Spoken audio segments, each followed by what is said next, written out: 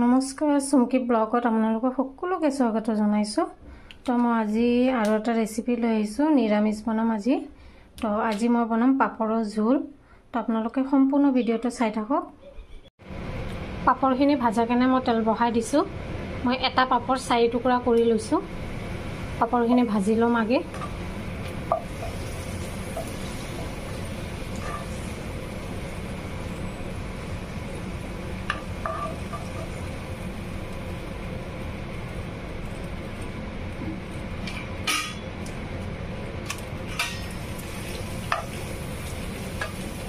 এপিনে মোৰ পাপৰখিনি ভাজা হৈ গৈছে আৰু ইয়াত মই মছলা কেনে লৈছো, গোটা জিৰা, ধনিয়া, বিলাহী এটা, কেঁচা জলকীয়া আৰু আদা। মই এয়া এতিয়া ধুনীয়া মিক্সিত দি কেনে এটা পেষ্ট বনাই লম।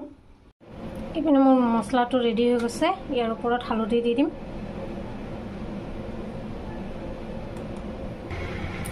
পাপৰ ভাজিছিলো এই তেলতে মই তেজপাত দি দিম, পাঁচফোৰণ সম্বাদ দিম।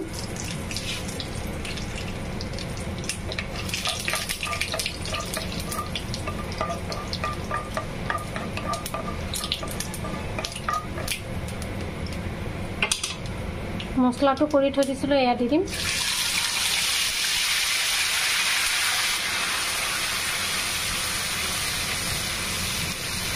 মছলাটো অকণ ভাজি ল'ম মই।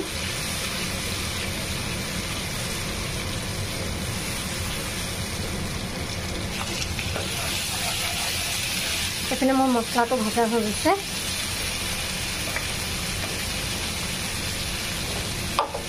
ইয়াত কাটি থৈ দিছিলো বেঙেনা আৰু আলু দি দিম।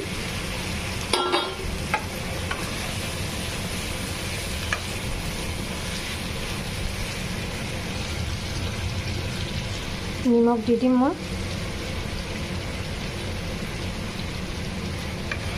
বেঙেনাৰ লগত মছলাখিনি ধুনীয়াকৈ ভাজি ল'ম।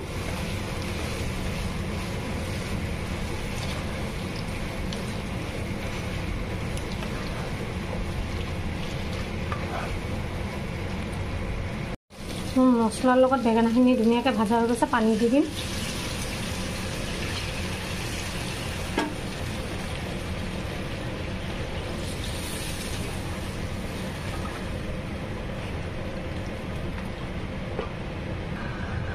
আলু আৰু বেঙেনাখিনি সিজিব কাৰণে মই অকণ পানী দি ঢাকি দিম। এইপিনে মোৰ বেঙেনা আৰু আলু সিজি গৈছে। এতিয়া মই পাপৰখিনি দি দিম।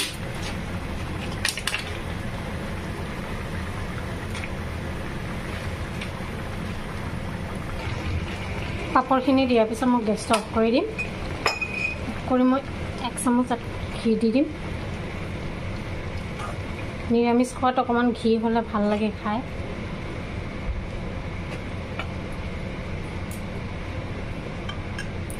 এয়া মোৰ বেঙেনা আলু দি পাপৰৰ ঝোল ৰেডি। তো আপোনালোকৰ ভিডিঅ'টো কেনেকুৱা লাগিলে মোক কমেণ্ট কৰি জনাব। ভাল লাগিলে ভিডিঅ'টো ছাবস্ক্ৰাইব কৰি দিব।